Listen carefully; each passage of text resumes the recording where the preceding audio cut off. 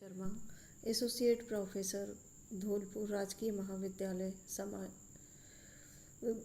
आज मैं बीए पाठ तृतीय के विद्यार्थियों को नगर एवं महानगर में अंतर के बारे में जानकारी दूंगी।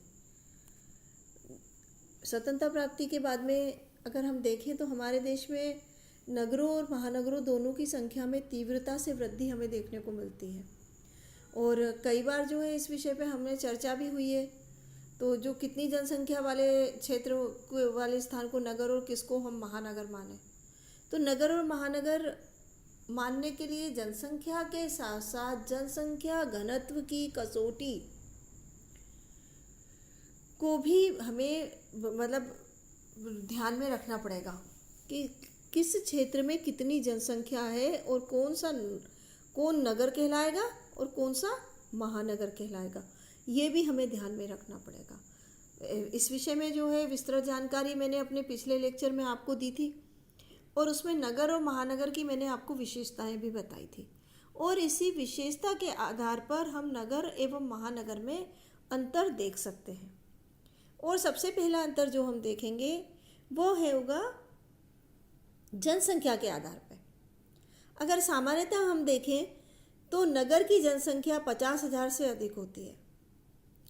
स्थानीय शासन व्यवस्था नगर पालिका द्वारा किए जाते हैं, मतलब कि जो वो किए जाते हैं वहाँ पे शासन व्यवस्था नगर पालिका के द्वारा, जबकि महानगरों की जनसंख्या 10 लाख से अधिक एवं उससे भी अधिक, मतलब कि हमें और 10 लाख से भी अधिक होती है और विशेष दशाओं में 5 लाख से अधिक हमें देखने को मिलती है। तो हम ये कह सकते हैं कि वहाँ पे जो है नगर पालिका के स्थान पे नगर निगम के द्वारा स्थानीय शासन व्यवस्था का संचालन किया जाता है। आर्थिक स्तर पर नगर की आर्थिक क्रियाएं सामान्य प्रकृति होती है।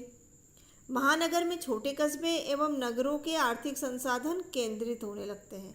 जो महानगर के चारों तरफ नगर और कस्बे रहते हैं उन स्थानों के लोग जो हैं वो अपनी व्यापारिक पूर्ति और इनके लिए जो है वो हमेशा इस पे डिपेंड रहते हैं महानगर पे। तो सारा आर्थिक संसाधन जो है महानगर में आपको केंद्रित मिलेंगे। सामाजिक एवं सांस्कृतिक जीवन, नगरों का सामाजिक एवं सांस्कृतिक जीवन कम परिवर्तनशील होता है, जबकि महानगरों में आधुनिक संस्कृति का केंद्र होते हैं।